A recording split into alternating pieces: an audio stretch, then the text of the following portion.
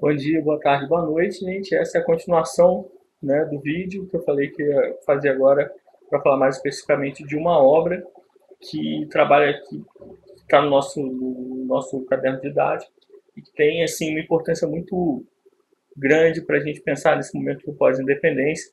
A gente mais uma vez recorre à narrativa angolana e mais uma vez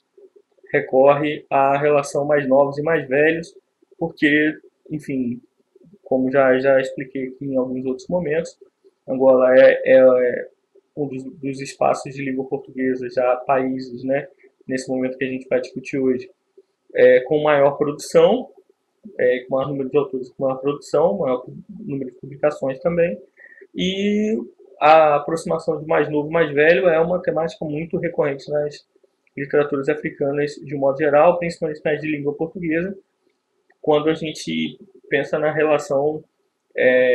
da tradição com a modernidade, né? E cabe aí uma leitura interessante, cabe deixar aqui citada para vocês, até para entender um pouco mais essa constituição do sujeito que vai ser discutida de maneira literária na figura do mais novo, na maioria desses textos, principalmente no pós-independências, que é a construção identitária na pós-modernidade do Stuart Hall. Um livretinho, vale mesmo a leitura para vocês terem essa bagagem aí até para fazer comentários críticos mais embasados e conseguirem discutir algumas questões que são mais pertinentes aos textos, partindo dessa realidade, dessa leitura, né? Então, tá aqui, ó, nosso texto de hoje. Deixa eu aprumar na câmera aqui, estou meio torto. Quem me dera ser onda, Manuel Rui. Isso é um livretinho que eu ganhei de presente da minha orientadora de mestrado. É um livretinho de bolso, né? Quem me dera ser onda é uma novela do Manuel Rui, escritor angolano, que mostra um pouco, retrata um pouco o espaço social pós-independências em Luanda, capital angolano, e por que ela é tão interessante, né? Por que essa novela é tão interessante? Primeiro porque esse retrato que o Manuel Rui faz é um retrato bastante irônico, porque ele já está partindo daquela leitura do pós-independência crítica, né? Pensando principalmente na ruptura daquela ideologia, daquela ideia do sonho, né, da utopia de que com a expulsão dos portugueses, com a vitória na guerra e principalmente com a independência, de que todos os problemas seriam resolvidos e que as pessoas poderiam viver de um modo mais humano de certa maneira, mais justo. Né? E aí o que a gente vai perceber é que a instauração de um sistema com bases socialistas ela acontece,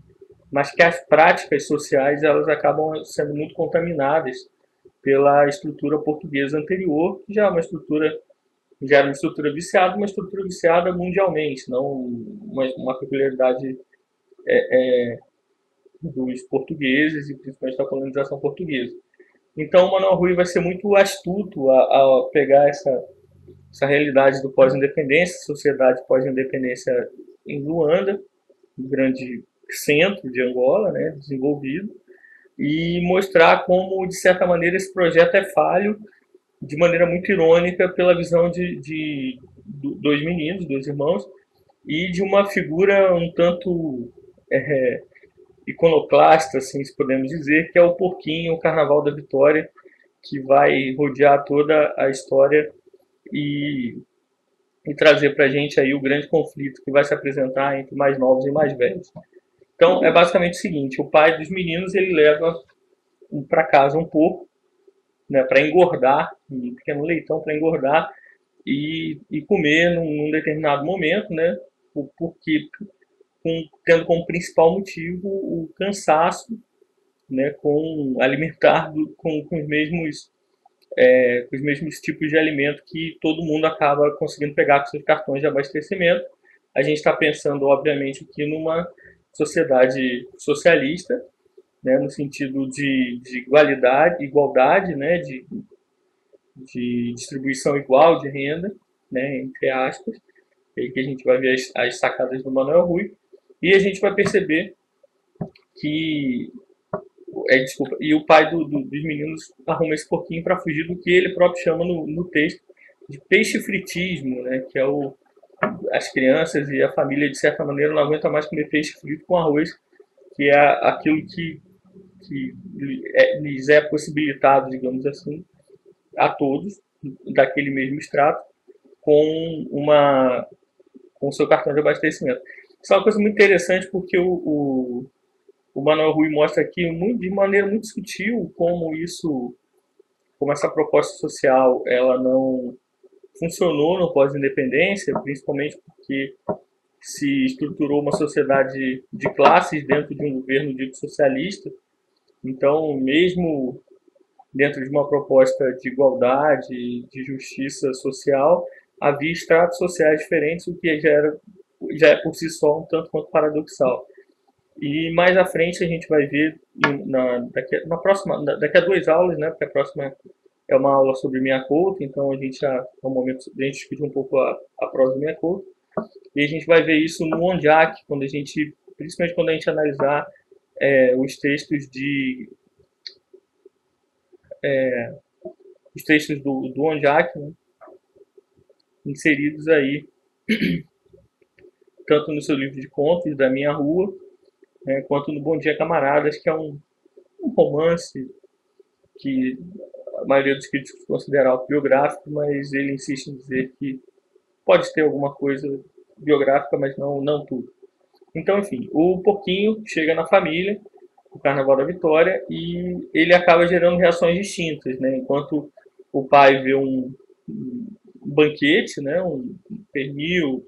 torresmo, enfim, tudo ali no porquinho,